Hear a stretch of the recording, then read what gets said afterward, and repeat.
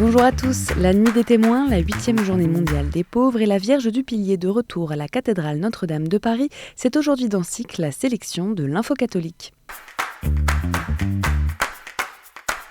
Ce dimanche, la cathédrale Notre-Dame de l'Assomption à Ajaccio s'est illuminée en rouge pour la première veillée de la Nuit des témoins 2024.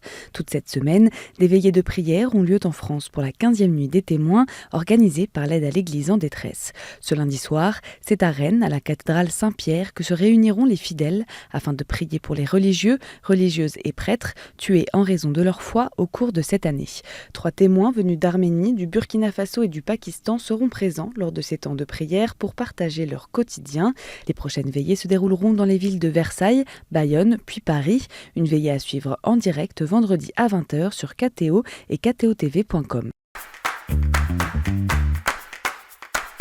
Ce dimanche, à l'occasion de la 8e journée mondiale des pauvres, l'association Fratello, à l'origine de cette journée instituée par le pape, a organisé plusieurs événements en France. À Thésée, Embrun, Belfort, Boulogne, au sanctuaire de Lourdes ou encore celui du Mont Saint-Michel, des temps d'échange fraternels et de prière ont réuni des personnes de tous horizons avec des personnes en situation de précarité. Et à Rome, avant de célébrer la messe en la basilique Saint-Pierre, le pape François a béni 13 clés de maison pour des personnes sans abri qui seront construites dans 13 pays, un projet pour le jubilé 2025 porté par l'Alliance Femmes-Vignes de la famille Vincencienne. François a ensuite rejoint 1300 personnes en situation de précarité pour déjeuner avec elles dans la salle Paul VI. Dans la perspective du jubilé 2025, le pape François a appelé toutes les composantes de l'Église à Rome à mettre des logements à disposition de ceux qui n'ont pas de maison ou qui risquent de la perdre, dans une lettre datée du 8 novembre. En effet, alors que les prix de l'immobilier explosent à Rome en raison de la surfréquentation touristique, la précarité augmente. Et la pression risque de s'accentuer avec l'afflux de millions de pèlerins qui se rendront à Rome à l'occasion du jubilé 2025. Le pape demande ainsi à toutes les réalités ecclésiales de son diocèse d'offrir l'espace dont elles disposent, en particulier celles qui ont des facilités d'hébergement ou des appartements libres. Une façon de répondre à son appel à être des signes tangibles d'espérance pour tant de frères et sœurs qui vivent dans des conditions difficiles, lancée dans la bulle d'indiction du jubilé.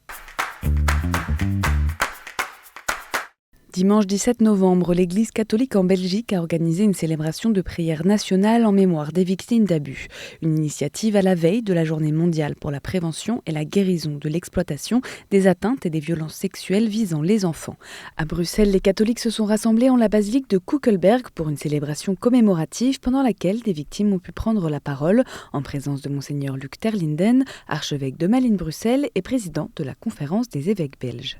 Des temps de prière similaires ont eu lieu dans d'autres diocèses du pays, comme à Bruges ou dans la cathédrale de Tournai, où une peinture réalisée par une victime d'abus a été dévoilée par Monseigneur Harpigny, évêque de Tournai.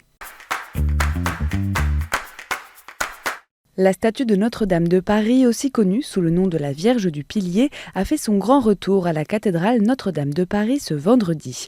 Une copie de la statue, qui avait miraculeusement réchappé à l'incendie survenu il y a 5 ans, a été portée en procession dans Paris, de l'église Saint-Germain-l'Auxerrois jusqu'au parvis de Notre-Dame. À son arrivée, Monseigneur Laurent Ulrich, archevêque de Paris, a encensé puis béni la Vierge à l'enfant en présence des fidèles venus nombreux.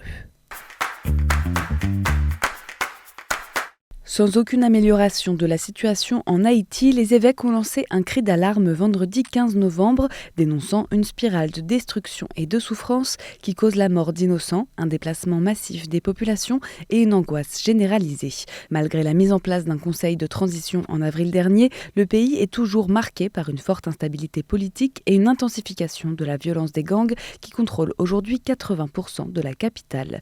Les évêques exhortent les membres du gouvernement à agir avec détermination pour rétablir la sécurité et garantir la protection des citoyens et insiste pour que la vie soit respectée et, sans trop tarder, que des sacrifices soient consentis pour une véritable sortie de crise.